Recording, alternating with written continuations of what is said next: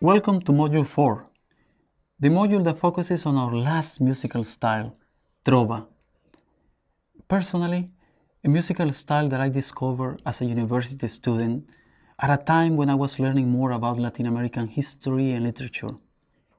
It was the 80s. So, it was a big deal for me to come across a type of music that was concerned with social and political issues that were shaping our lives in Latin America at the time. For instance, there were civil wars in neighboring countries like El Salvador and Guatemala, while the revolution was in full force in Nicaragua. A few countries had just returned to democracy, and Chile was still under a long dictatorship. So, Trova music was concerned with all of this complex history, while at the same time paying attention to our rich music tradition. But unlike salsa, bolero, and tango, Trova's political stance never changed, and in some cases has been linked to specific political movements. Also, in my opinion, it has produced some of the best Latin American artists of all times. Just like the much acclaimed Bob Dylan in the US, Cuban Silvio Rodriguez brings together poetry, music, and politics in a very unique way. I will go as far as to say that understanding his wonderful lyrics is one of the best reasons to learn Spanish. Well, there's an invitation to you. So get your guitar, your book of poetry, and your political mindset ready, amigos. Many singers-songwriters became big readers of poetry and were closely involved in artistic movements that ended up shaping the music they produced. They looked beyond Latin America to Spain, particularly to the Generación del 27, a group of Spanish poets such as Federico García Lorca, Luis Cernuda, and Miguel Hernández, some of whom were victims of the Spanish Civil War. In Latin America, poets like the Peruvian César Vallejo or the Chilean Pablo Neruda were very influential, not only because of their political ideals, but because of the way they worked with language, their stylistic innovations, and the new dignity they instill in poetry. We'll get to the music, don't worry. One last thing to mention is that all of these poets were influenced by another artistic revolution, Surrealism, which took innovation to the extreme.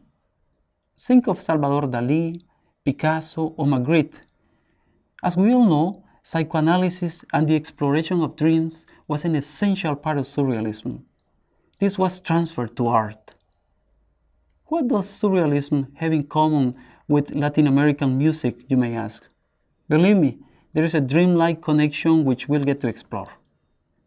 However, before we get to that, let's remember where we're heading. Yes, you guessed it, Cuba. We've seen how tango, bolero, and salsa are connected to Cuba. The same goes for trova music. Again, we'll come full circle. How many full circles are there? First of all, the influence of the Cuban Revolution of 1959 was felt throughout Latin America. But let's focus on the artistic production. Many writers and musicians who already shared political ideals saw in the revolution the realization of an anti-colonial dream that was long overdue. It wasn't just a fight against the empire, the US, but a deep historical anti-colonial struggle that can be traced back to the arrival of Columbus. So, the revolution made that dream a reality, unlike other revolutions in the continent. Its reach was wider because of the US presence and the many political struggles taking part in Latin America against dictatorial regimes. But Cuba's influence was not only political. As we've seen, it had already been artistic, mainly musical. The political and artistic center this time was La Habana, where things were happening. As we've seen, tango, bolero, and salsa are music styles from the city, so is trova. The musicians in all of these cases tend to be young men from the middle class. In some cases, as we'll see, They go into the countryside and absorb traditional rhythms, but they always come back to the city. The trova we are discussing now started in Cuba, but things were also happening in South America, as we'll get to see in upcoming topics.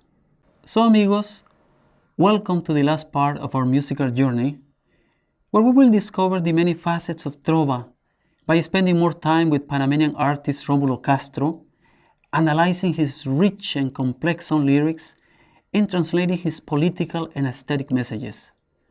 I hope you enjoy learning about trova as much as I did way back in the 80s when I look like I do now, only younger.